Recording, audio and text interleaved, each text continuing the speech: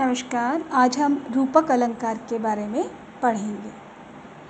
रूपक अलंकार का तात्पर्य अगर हम देखें तो जहाँ उपमेय में उपमान का निषेध रहित आरोप किया जाए वहाँ यह अलंकार होता है।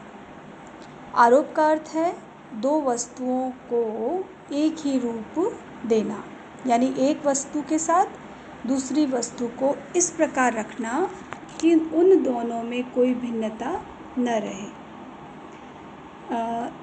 जैसे कि अब इसको इस तरह से भी कह सकते हैं कि जब एक वस्तु पर दूसरी वस्तु का आरोप किया जाए या जब एक वस्तु को दूसरी वस्तु का रूप दिया जाए तो रूपक अलंकार होता है। अब हम बात करते हैं कि जैसे अपन कहें मुख चंद्र है, तो इस कथन में मुख में चंद्रमा को आरोप किया गया है, यानी दोनों में कोई भेद न मानकर दोनों को एक रूप मान लिया गया है कि मुख तो चंद्र है ही। यानी इसमें आरोप, अभेद, तादात्म्य ये रूपक अलंकार की पहचान है। और अगर ये भेद नहीं रहे, मिटा दिया जाए, तो ये रूपक न होकर क्या हो जाएगा, उपमा अलंकार हो जाएगा। कल हमने पढ़ा था कि उपमा अलंकार में के समान का भाव होता है और रूपक में आरोप होता है। रूपक की परिभाषा में हमने देखा कि निषेध रहित विशेषण का प्रयोग किया गया है, यानी जब आरोप है और निषेध है, ये दो बातें हमें इसमें ध्यान रखने की है। रूपक के भेद अगर हम देखें तो तीन भेद माने गए हैं। एक है निरंग रूपक, दूसरा है सांग रूपक और तीसरा है परंपरित रूपक। तो सांग रूपक के लक्षण हम देखते हैं कि इस रूपक में जिस आरोप की प्रधानता होती है, यानी कहें कि जहाँ अंगों अथवा अवयवों सहित उपमेय में उपमान का आरोप किया जाता है, यानी सारे अवयव हो, अवयवों के साथ उपमेय और उपमान का आरोप हो। इसमें जिस आरोप की प्रधानता होती है उसे हम अंगी कहते हैं और शेष आरोप है वो गौण रूप से उसके अंग बन जाते हैं। जैसे हम उदाहरण देखें कि सखी नील नभ सर में उतरा, यह हंस आह तरता तरता। तो देखिए इस उदाहरण में नभ जो है वो अंगी है और सूर्य और तारे जो हैं वो इसके दूसरे अंग हुए हैं। अब हम बात करते हैं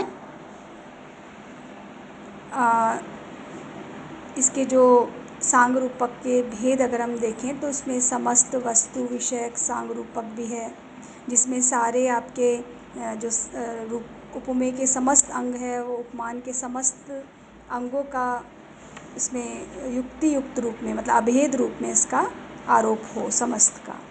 और दूसरा एक देश विवर्ती सांग रूपक भी है, तो जिसमें समस्त जो विषयों का चित्रण उसके किसी एक अंग या आरोप शब्दों में व्यक्त न किया जाए, सिर्फ ध्वनित हो, जो दिखे नहीं। अब हम दूसरा अलंकार रूपक का भेद देखते हैं निरंग रूपक, यानी जहाँ अंगों का आरोप किए बिना केवल एक ही उपमेय में उसी के अनुरूप उपमान का आरोप किया जाए, वहाँ निरंग रूपक होता है। निरंग शब्द का देखें अर्थ तो नि अंग से बना है, जिसका अर्थ है नि संयोग अंग, यानी बिना अंगों वाला।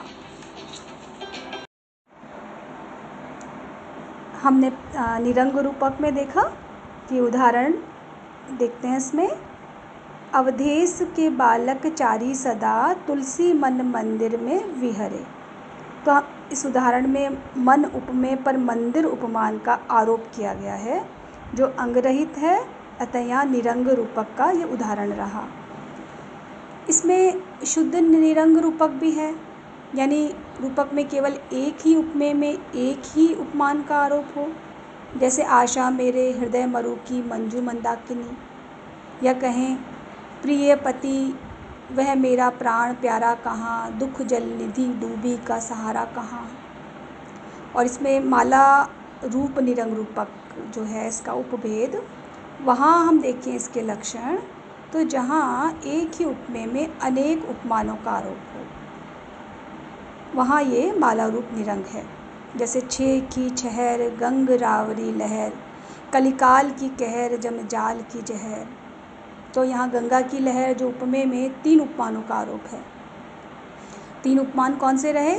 छेम की लहर, कलिकाल की कहर, जमजाल की जहर। तो यहाँ जो एक उपमेय में अनेक उपमानों का आरोप हुआ तो माला रूप हो गया।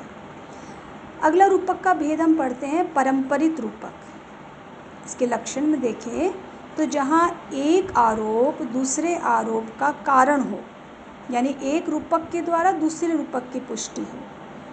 जो परंपरित रूपक का मूल आधार है वो परंपरा कहें या क्रमगत श्रृंखला है, यानी इसमें अनेक आरोप एक श्रृंखला में होते हैं, यानी एक आरोप दूसरे आरोप पर टिका रहता है। यदि एक आरोप को हटा दो तो दूसरा आरोप निरर्थक हो जाता है। जैसे मोह महा घन पटल प्रभंजन, संशय विपिन अनल सुर रंजन। तो इसमें हमने देखा महामोह और घन पटल और राम को प्रभंजन कहा गया है। उपमेय में उपमान के ये आरोप कार्य कारण संबंध की परंपरा में जुड़ते हैं। परंपरित रूपक के भी 2 भेद हैं, केवल रूप और माला रूप। अब हम रूपक का अगला भेद देखें तो वो है तद्रूप रूपक।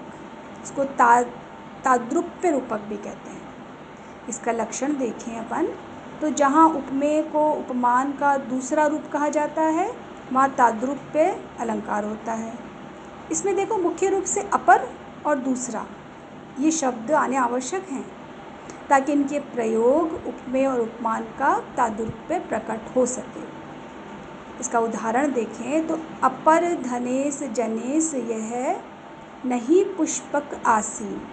तो यहाँ देखिए अपर जो शब्द है, जनेश को अपर, अपर मतलब दूसरा, और धनेश मतलब कुबेर, तो यहाँ ताद्रुप्य अलंकार हुआ।